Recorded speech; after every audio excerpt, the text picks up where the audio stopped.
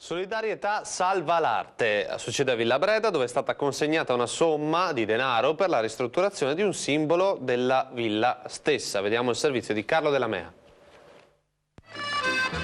Euro 3.647,97. Ecco la cifra esatta e reale su assegno artificioso Massa e Gradito, intestato all'ordine dell'associazione culturale che si occupa di Villa Breda, Viviamo Villa Breda.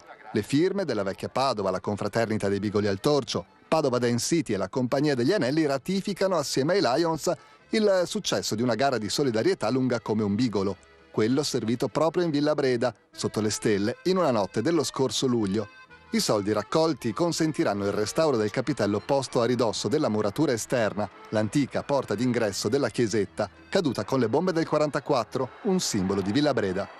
Perché è anche un'attrazione proprio di devozione popolare, moltissimi si fermano a pregare, anche la mattina arrivano con la macchina, si fermano, salutano la Madonna e poi riprendono, perché è un punto importante per Ponte di Brenta. Un gesto concreto e di matrice popolare, sensibile alla salvaguardia della villa che fu del senatore Breda.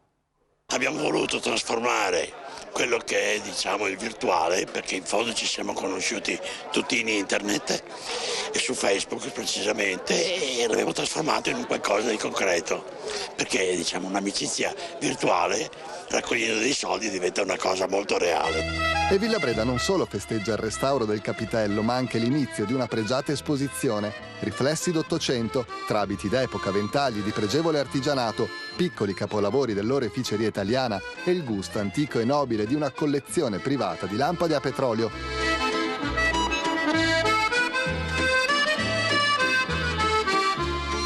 Illumineranno i prossimi weekend di una villa che accoglie l'impegno dei padovani, ora come una nuova luce.